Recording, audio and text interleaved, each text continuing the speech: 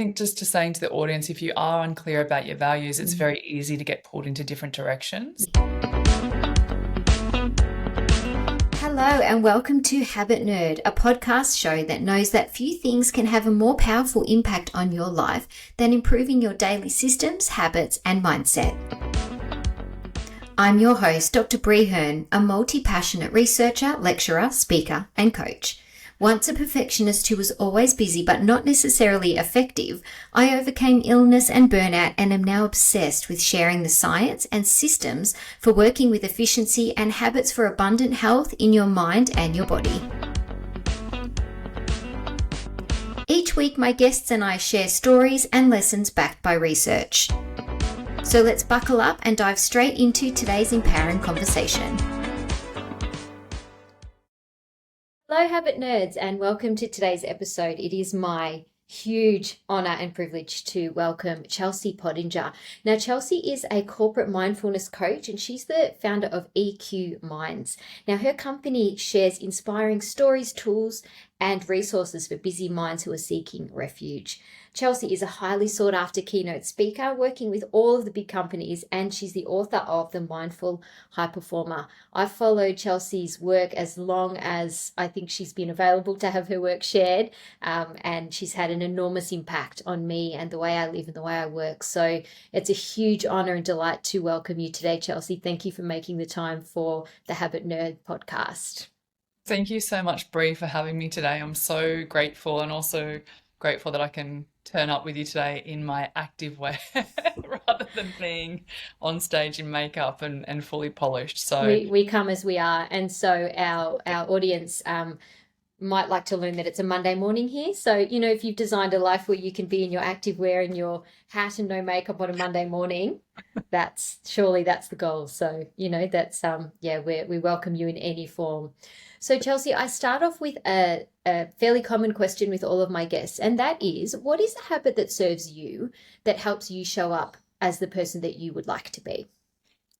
Yeah, it's a good question. And for me, Bree, I think I've got a lot of things that serve me to help me stay in a very mindful, calm state. But one of the main ones that's been a game changer for me is bookending the day with a gratitude practice. So every morning I wake up, I turn the alarm clock off, and I don't look at my phone. I will rise and think about 3 things that I'm genuinely grateful for inside my mind. Like, you know, this morning it was good pillows, because when you get to my age, which is mid-40s, if you wake up on a bad pillow, you become paralyzed. Like, it's an actual thing. You get neck kink out. Absolutely. So I was grateful for that.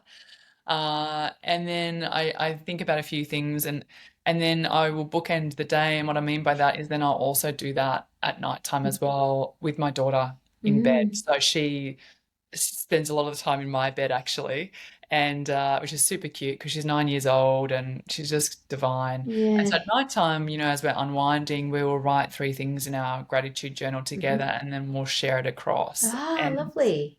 Which is really beautiful. And I've just literally pulled that practice back in again over the last 6 months. And it just reminds me, like, one, it sets my tone up for the day. Like, if I do it in the morning, it helps my brain algorithm to look for reasons for it to be so in terms of this grateful state. It gives me like this perspective shift. Like, it really helps me stay very, very grounded, and it helps me in the morning to show up as a person I want to be for the day. So that's a huge thing. And then at nighttime, it also helps me kind of live that experience twice. So I think about what happened today that I was really grateful for. So not only am I living it in the moment during the day, but then I'm also reliving it again at nighttime. So I'm getting this beautiful hit as I'm going off to sleep into, you know, sort of changing the brainwave gear. I embed down these nice things inside my brain. And again, that whole thing, what fires together, wires together in the brain. So then all of a sudden, my brain is always looking for reasons for it to be so during the day, but also my dreams at night are also a little bit sweeter. So even if I'm watching something like Black Doves, which is a easy Violet. Loved it. Keira Knightley. Amazing. Love her. So even if it's a crazy show like that, I am definitely capping the end of the night after my sort of bedtime routine with some gratitude. So my subconscious mind is having nicer dreams. Mm. And so that's the big thing for me, Bree. And it's not, I just want to do a little nod here to toxic positivity because Mm. practice isn't about that. It's Yes. not about, I see that a little bit on social media, right? Yes. Out there, good vibes only, no bad Yes. days ever on Yes. Yes. socials. And that doesn't really exist, does it? No. We have to feel all data points in this life, Mm. all emotions. Mm. But what this practice for me is about is scientific ways in the morning to release serotonin into my brain. Mm-hmm.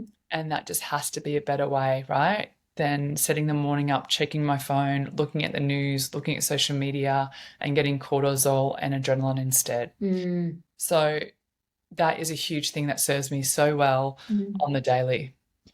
That's a really excellent one. Can I ask around the system, Chelsea? So do you find that you are becoming more specific and more intricate with the things that you're grateful for as the further that this practice goes on? So I know when, we can start a gratitude practice and three things you're grateful for can feel a little bit repetitive, but is it your experience that because, as you say, you're appreciating and so it's appreciating, you are looking for the more specific, more nuanced things throughout the day? For sure. Yeah, for sure. And it expands in terms of like, because I'm noticing more things, like I'm definitely at that age where I notice birds these days. Birds. I'm like, oh, is that a Beautiful yellow-tailed bird. cockatoo in my tree right now? That is so Mm. beautiful. Or I'm always very grateful for something about my body, whether it's the fact that, we've got orbs inside of our skull that they sense light when we wake up and we can see the world with them. They're our eyeballs. Like that's pretty outstanding to me. Mm. We have two of them that we can see with. It's a really beautiful day.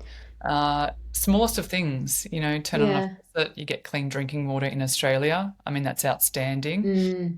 Mm. Always something that a stranger has done. So I'm always looking out for the goodness in other Mm. people. Mm-hmm. I'm grateful for that person who when we're getting off the plane today, they kind of blocked the traffic, right, and allowed the older lady to come out in Mm. front of them. So it does help me sort of constantly look out for these kinds of things during the day because I think then the brain naturally kind of drifts towards a state of negativity just due to survival. So it's Yes. like a thing that we're always fighting up against to go, well, if I keep, it's like just training the muscle, right, Front in the of brain. mind. Yes. Yeah. So yes, I think, at the start you're like family, friends, health, Health. Mm. weather. Mm. And then Yeah. the more you do it, you're like, actually I'm so grateful for yeah, you just think about your day. I literally Mm. just at nighttime particularly I'm like, what happened today? And then Mm. it's kind of like I have an account of the day. Mm. Like, well, that was beautiful. I loved going for a walk on the beach and then that coffee was amazing at the new cafe. And I just start thinking about the day more and closing the day off almost like Mm. as a prayer. Yeah, that's lovely. It's Clara, your little girl. Mm. Is it the same practice for her? Do you feel she's getting deeper in her gratitude practice with your modeling and with the practice being so consistent? Definitely. So she, when she first began, it was always like mum and dad, the My bunny. teacher, my friend. I Yeah. think exactly.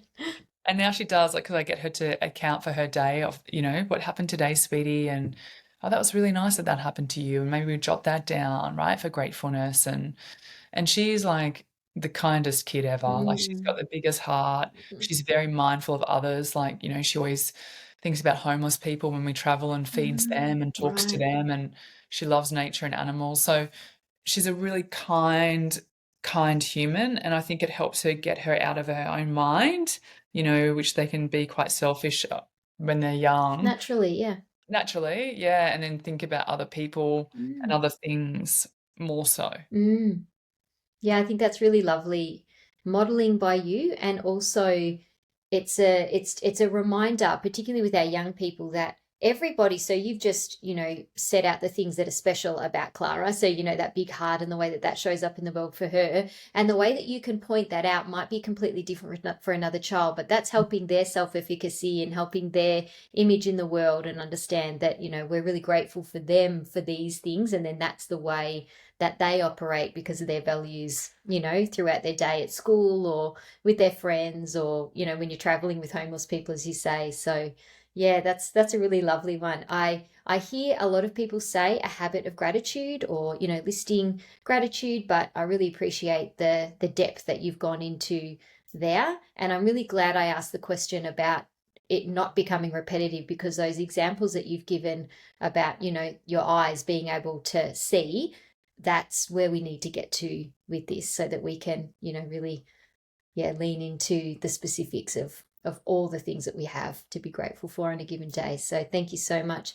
What about if we flip that, Chelsea? Is there a habit you currently have that you feel isn't aligned with the person that you're aiming to be? For sure. We all have one, so let's put Uh, that out there. yeah, 100%, and this came to a head end of last year. And so one of the things that my personality is very predisposed to doing is this act of busyness, and it's something that I'm always working up against in terms of, so a habit I've been working on to shift is defaulting to business rather than intentional rest. So Okay. I am very type A, high functioning. I fill a lot of moments with tasks and emails, and I schedule in meditation and schedule in massages, and I'm very professional in terms of how everything's kind of scheduled in. And so it's flipping that to taking more meaningful breaks. I mean, last year, and I talk about this stuff every day, right? With work, with burnout and helping people with stress. And end of last year, I was like almost burnt out myself. Like, and, you know, it was taking on so much from everyone else. So it being a people pleaser and an empath and over caring. So, and also the drive, right? Like I love all the opportunities that come my way. So I don't want to say, no. And then I was doing like 10 keynotes a week from Monday to Friday. I missed my 6-week break, which I usually always will take. My mum had open heart surgery. I was finishing my last semester at university. I'm managing a team of 12, parents. We've all got our own bag of busy, right? And that's just how mine was looking. And it was almost to the point of like far out. I'm feeling quite burnt out just before we took our 5-week break. Yes. And so one of the shifts, and it was beautiful timing actually, because I still see my psychiatrist once a year and we have the most incredible relationship. And so I've been seeing, a psychiatrist ever since I had postnatal depression, and they just keep me in check. And it's amazing. Like the universe always serves her up to me whenever I'm like, The right "Look, time. the timing." And so I call her, and this just explains the busyness of my schedule. Like I usually do telehealth with her. Yes. I'm like having the phone call in the car on the way to a keynote. Yes. She's like, this is your life. Like you can't even sit for half an hour with Yeah. me doing telehealth. I'm like, For I a know. psychiatrist appointment, which is likely to elicit tears and all sorts of things on the way to Oh a my keynote. gosh. And she's such a classic. Like she's such a weapon of a human. I just love her so much. And I call her and I'm like, uh, I think I need to up my dose of Zoloft. And she's like, you know how I'm your psychiatrist? She's like, how about you talk to me and tell me what's going on right now? Yes, yes. Can we have a bit of background? Work out whether we need to up your dose. And because I've been on Zoloft since postnatal and I've been on the lowest dose, and I thought, oh, maybe I've got a serotonin intolerance or something. And Yes. anyway, so I spoke to her about my schedule, and at the end of the half an hour, she's like, I just think you need a holiday. And I also think that you need to go dip back into cognitive behavior therapy next year and see a psychologist and have 6 sessions around discipline boundaries and how we're going to unpack this constant drive of yours, in terms of like, where is that coming from? Yes. And letting opportunities kind of flow down the river. Yes. And she said, look, when you go away, if you're still in the lion's den, when you're on holidays in Austria skiing and you're like, oh, I still feel a bit anxious, or she's like, sure, come back and we'll look at increasing your dose. But I think you just need a break, and I think you need some cognitive behavior therapy. And I'm like, okay, great. So I go away, feel amazing on the holiday, had the best time, completely unplugged, no work, nothing, just with family and having a lovely time. Get home, feel great, speak to her. She's like, great, let's just keep you on the same dose, go and see your psychologist. And so it has been excellent. I haven't dipped into therapy for 2 years now, and I forgot how much I actually really enjoy it, right? Interesting. And because it's almost like a personal trainer for your brain, really. No That's how question. Yeah. So you've leaned into the CBT again? Leaned into it. I'm 3 sessions in, and it's Mm-hmm. been so incredible. And my psychologist is actually doing some hypnotherapy with me Mm-hmm. this time round. And so one of the biggest shifts I've made is really being disciplined this year with boundaries. Mm-hmm. And so this has been very helpful with my husband, who's like the best rock of my life, as well as my psychologist. Mm-hmm. And I realized that, that was standing in the way. Wasn't just my schedule, it was almost like this subconscious belief, right? That productivity equals worth, and Yes. which Yes. isn't true, right? Mm. But it's a deeply ingrained pattern of mine. Yes. Yes. And so what we decided to do was really prioritize rest and recovery for 2025 and just kind of simplify everything back. And so what I mean by that, so instead of doing 10 keynotes a week, right, I'm only doing 4 now a week. Mm-hmm. I'm only on the road 2 nights away a week instead of Monday to Friday. Mm. Because my values are my family and my Yes. health. Yes. And all of a sudden there's a dissonance there because I was on the road too much. So my health was suffering and so was my family. Yes. And then because I'd skipped the 6-week break, she's like, that's it. We're just going to get out your physical calendar. And every 6 weeks, you're popping in a holiday. Mm. And so it doesn't need to be expensive. Like we just went away on the weekend to Racecourse Beach with a bunch of friends and the kids.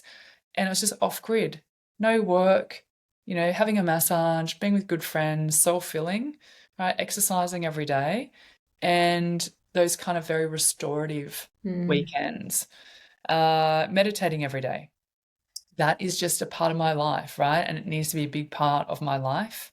And that's just consistently every day, exercising for 30 minutes a day, keeping my body and mind strong, using her hypnotherapy sessions at the moment to kind of help me with some rewiring, right? With these opportunities. One of the hiccups that will come up that I'm mindful of is South by Southwest in Austin, in Texas, in a few weeks, because I'm going to come back from there very excitable. And so it's just going, you know what, letting that go down the river, right? These opportunities that might pop up, unless it's like a hell yes, and this is great social impact on the community. And if that's the answer is a yes, then it's a no to the other 3 things that I've got committed to for the year. So something that's going to have to get rescheduled off the list. And it's just like, you're eating clean, right? Monday to Friday, I just don't drink alcohol. So it's like these intentional choices have really helped me reframe rest, not just as a luxury, but as a necessity. And the way that I'm feeling right now, Bree, like I've been so happy this whole year. It's what are we, mid-Feb? I'm keeping these boundaries really, really disciplined. So my husband's like controlling my calendar. Like we're booked out, we're speaking till the end of April, which is great because there's a boundary there. And then if I'm not available, one of the other team members will go. Yes. But it's honestly wonderful because it's that whole thing around you want to enjoy the journey and just have these things in place that will help you stay very fulfilled, very creative, very mindful, very values aligned, right? So that's just a bit of an honest insight into even people who speak about this stuff every day, far out. We're only human, right? We can still fall off. We can still get derailed, but we know what to do to bring it back into alignment. Of course, hugely honest, hugely vulnerable, but also I think actually adding to the authenticity of your message is that, if you're standing in front of a group of corporate people who are really struggling with productivity themselves and are on, tinkering on the edge of burnout and are having trouble setting boundaries, that if you can add that authenticity of your own story and how this is a work in progress with you, that, that just adds, to the integrity of your message. Hi everyone, I do hope you're enjoying The Habit Nerd. Now, whilst I love sharing research-informed, tried and tested habits for work, health and mindset on this podcast, you might not know that I am also a keynote speaker and I facilitate workshops. Now, I have opened up a limited amount of dates just in the first half of 2025 so that your organisation or event can engage me, The Habit Nerd. We can work together to refine the message just for your context, but I can use the principles of behavioural science and organisational psychology to create and sustain positive habits and cover things like task prioritisation, calendar management, hybrid work practices, managing email, and productivity habits, just to name a few. I can also help you with which habits have the most comprehensive impact across your life, work and learning habits, habits to create and maintain physical health, and mental health habits to thrive in a busy life. So if a warm, engaging presentation or workshop dripping in practical strategies and propped up by credible research sounds like something you or your organisation could really do with, then go to the Habit Nerd on Instagram. Let's work together to create some really great habits. How are you going with, because the thing that I find interesting in that answer, I mean, it was, really honest and I gained a huge amount. But this pattern, which I certainly recognize in myself, and I know a lot of our listeners will, about this productivity equals worth, so the more runs on the board, more worthy you are. Now that you're saying no more, and, when you say no to something, it means that you're saying yes to something else. So, we do understand that. Are you finding the rewards of saying no matching the rewards of saying yes to the work? That's a great question. I would say yes to that because the saying no is so liberating on every level. And it then also gives me the full cup to be not the burnt out, anxious version mother to my daughter, Clara. And so I think about this a lot because, to intrinsically motivate ourselves, sometimes it's hard, right? In terms of being really disciplined with well-being when it's just we're thinking about us. But something that I think really helps me is to think about someone that I love more than myself, and that's my daughter, Clara, and my husband, Jay, is pretty good too.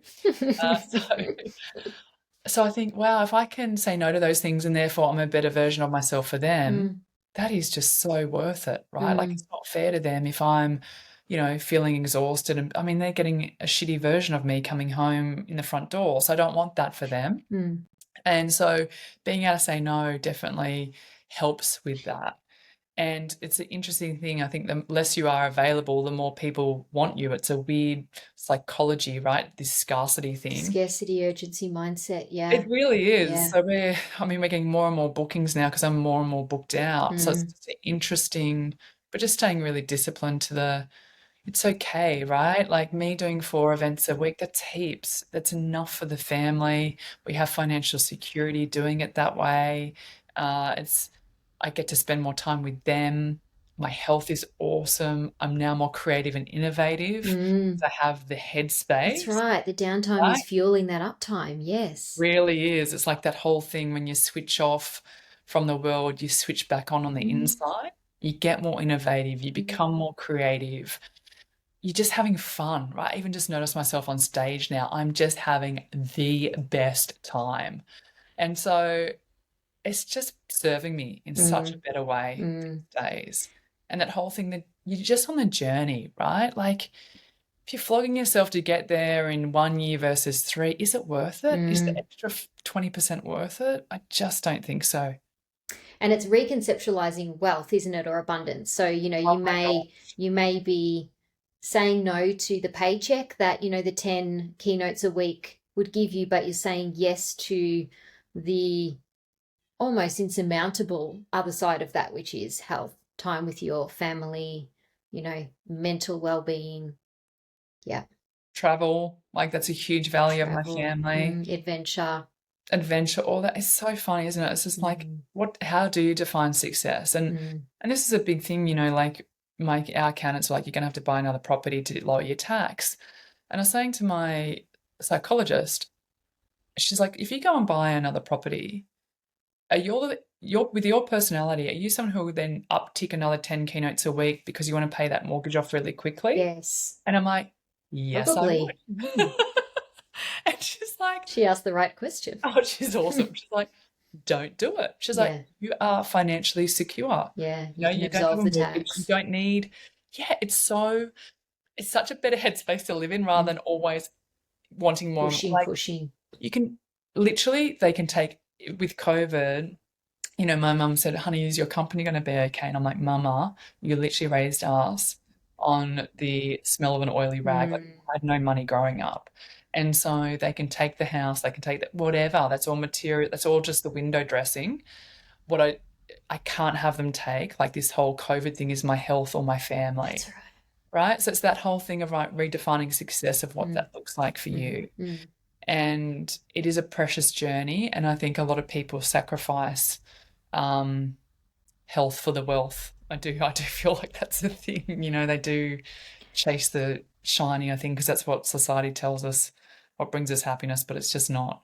Yeah, and it's also that fear mentality. But it's Mm, interesting, and this is sort of the best part about self-improvement or introspection or, doing the work with a psychologist or whatever you decide to do, is that even that point that you just made about you growing up with that whole lot probably does then equal productivity equals worth equals, safety, that, and then knowing that about yourself and being kind to that sort of part of yourself is okay, well, I know why I do that, but I can rewire that, I can be cognizant of it and, yeah, try a different way. So that's, yeah, so 100%. interesting. Mm. I think we've sort of answered my next question, which is around an awareness of our values and how we use our values to decide how we spend our time. Is there anything you want to add to that question, or do you think we've pretty much covered that? I think we've covered that. I think just to saying to the audience, if you are unclear about your values, it's Mm, very easy to get pulled into different directions. mm, So saying yes to things that won't align to you, or feeling drained by work that doesn't fulfill you, mm, or neglecting what truly matters. So I think it's just really important. We've all got different values, right? Like for me, it's just health, family, travel, charity work. That's a big mhm, value of ours as well. mhm. And so it's just like, okay, am I proud of how I'm spending my time? Is there dissonance here? Am I working too hard? Therefore, the value of my health and family is getting impacted. And so I think it's just taking a moment, for the audience and just writing down, what is really important to you? What are your priorities? And just making adjustments to make sure that the life that you are living is aligned to that. Sometimes I think we get ourselves into a bit of stress around what are my values and do I have to get Mm. online and do a quiz and do I have to, but Yes. I think that's such a lovely suggestion, just to sort of sit quietly with yourself and say, am I happy with the way I spent my time this week? How do I Mm. feel in myself? If there is a dissonance, as you say, if there's a discomfort, it's because something isn't aligned, that you made a decision that maybe should have gone the other way. And that's a gift, because then you can reset. It's Monday again and you can, try something different. So yeah. A lot of your work is around mental health first aid and making people well in themselves so that they can, do the work that they love. For people wanting to improve even just one aspect of their mental health, where would you suggest they start? For me, I feel like one of the most underrated yet powerful ways to improve mental health is prioritizing your sleep, like your sleep Mm, hygiene, hmm, because sleep affects everything, hmm, right? Your mood, like the way we feel right now, it started last night. So mm, when we turn up, and it affects our mood, our energy, emotional regulation, our ability to, sustain these habits that we're taking on. hmm. So I feel like for people, like a really great place to begin is just very, very small, simple adjustments to the sleep routine. So keeping it regular, right, throughout the night, like going to bed and waking up at the same time, even on weekends if you Hmm, can. hmm. Limiting screens, right, just getting it off your screens half an hour before bed so your melatonin can get produced properly. So you can go off and you can get down into your deep sleep, creating like some kind of half an hour unwinding period, where you're reading, you're brushing your teeth, having a hot shower. For me, I have like a little magnesium drink before I start my bedtime routine. Then it's like hygiene stuff. I stretch, read a book, do gratitude with Clara, listen to a meditation, and I'm kind of down and out. And then optimizing your environment. So dark, cool, quiet, if you can, makes a huge difference. And I think anyone that's listening who may be experiencing dysfunctional insomnia or anything like that, where you're waking up from 1 a.m. to 4 a.m., or for the last 2 weeks or more, you cannot get yourself off to sleep. You're tired, but you're really wired. There's a good resource that I've used twice actually when I've gone through periods of insomnia, and it's called the Woolcock Sleep Institute. And you can do telehealth with them across the country. You'll just need a mental health care plan, so speaking to your doctor and getting a referral there. But sometimes we need experts around us that give us more coping tools that are actually very relevant to the individual. And I just found them quite helpful. And a lot of people don't know who they are with the Woolcock Sleep Institute. So they'll do telehealth with you. I mean, the last time I used them was when I signed the book deal, and I got anxiety, insomnia about the deadline of having Right. to read 70,000 words in 3 months. Mm. And so I just needed some cognitive behavior therapy with one of the sleep psychologists to help me get back to sleep. So they're good, right? Like it's good to have extra resourcing around it, and I think again, Erin, it's just sorry, Bree, I think the main thing here is just normalizing the conversation around, you know, sleep psychologists, therapy, cognitive behavior therapists, just normalizing it like a personal trainer, right? Like sometimes we just need experts around us, and it's okay, you know, it's okay to go and see someone. Yeah. And I mean, it's you really have to see someone if your sleep is affected, because as you say, it is one of those comprehensive habits that is going to have an impact on everything else, on your relationships, on how you focus at work, how you treat people around you. And I'm really grateful that you said all of the things that, are the hard and fast, tried and tested things that we all need to have in place. So the sleep hygiene, but then, things like the Wilcox Institute, I'll put a link in the show notes.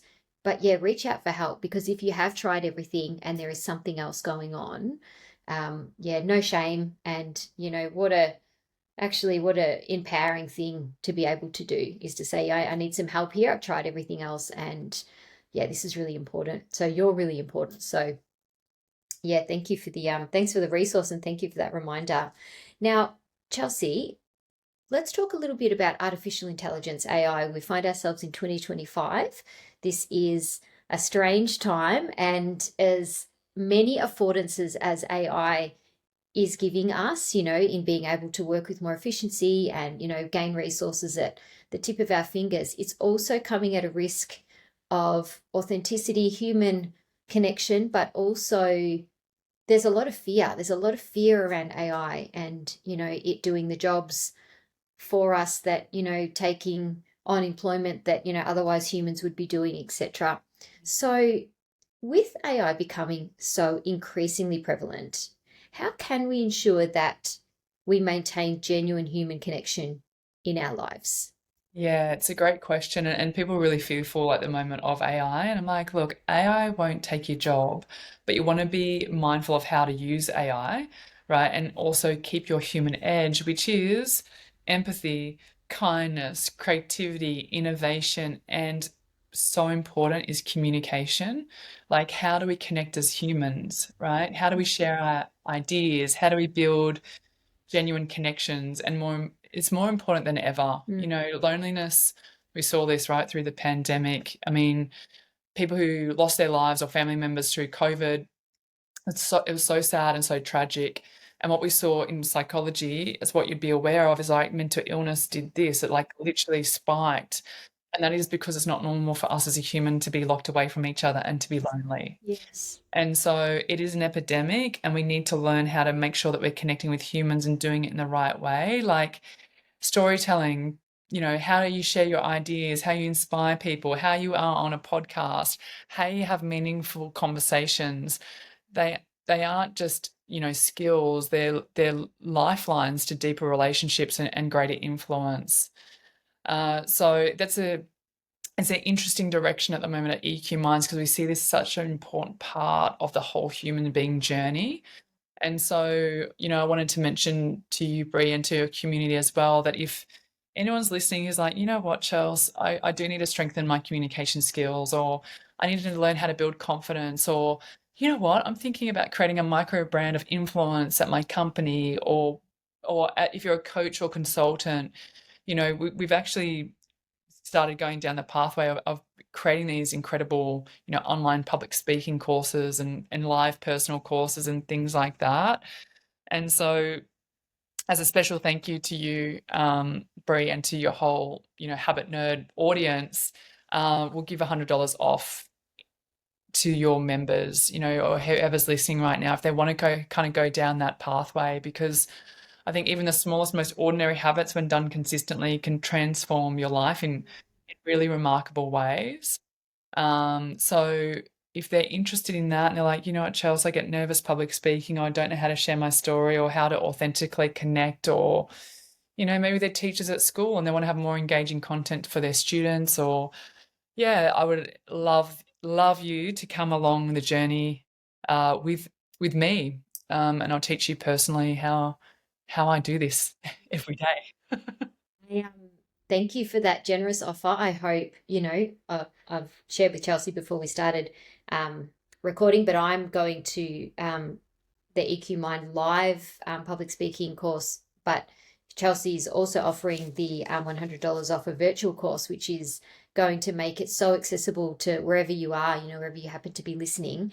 The thing that's really important there, I think, is that yes, as we've said, AI has got huge affordances, and if you're using it well, that's wonderful.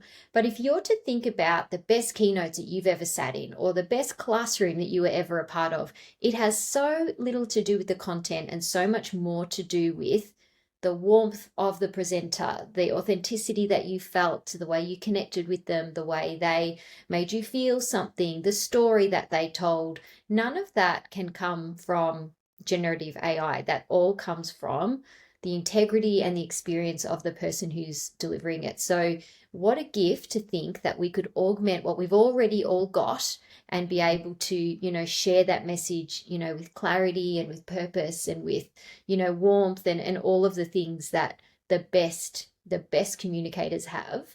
And also just that generosity of you are so good at this, Chelsea, and the fact that, you're being book 10 times a week, or you're saying yes to 5, you're still being asked to do 10 times a week, and your team are highly engaged and highly sought after as well. The generosity to share that skill set in an affordable and a very easy way to access is a very generous gift. So I'm excited, and I hope lots of my audience really take up that offer as well. Thanks, Bree. I can't wait to have you down there in Melbourne as well. It's the collective rising, right?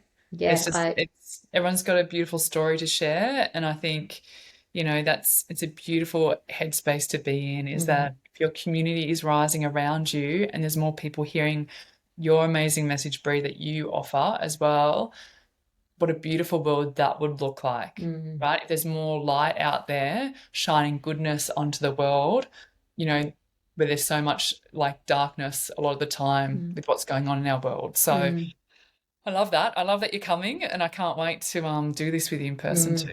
Yeah, I can't wait to be there. So Chelsea, is there a final message that you would like to leave our Habit audience with to help them live a remarkable life? I think that the message, and this is how I end most keynotes, is with this message around wellness. And that is, if you don't make time for your wellness daily, you'll be forced to take time for your illness. And I'm just going to ask you to think about that and let that marinate in. And I'm going to say it again. So if you don't make time for your wellness every day, you're going to be forced to take time for your illness. Now, it may not be tomorrow. It may not be a month from now. It could be 3 months down the track. And when we're thinking about, because I'm assuming your audience are very high performing, high functioning type A, very driven humans who they're obviously very growth mindset because they're part of your audience and community here. But that constant reminder of that we only get one home, like we have one vessel. And if we don't take care of the home, we've got nowhere else to live. And so I want you to think about that every day. What's the small habit that you can do each day just to make sure that you're sustaining high performance, but mainly it's to protect your well-being while we're doing it, so we can have the joy in this little happiness, right? We want to have a really good life. We're here for a short time, so we want to make sure we're having a good time while we're here. Yeah.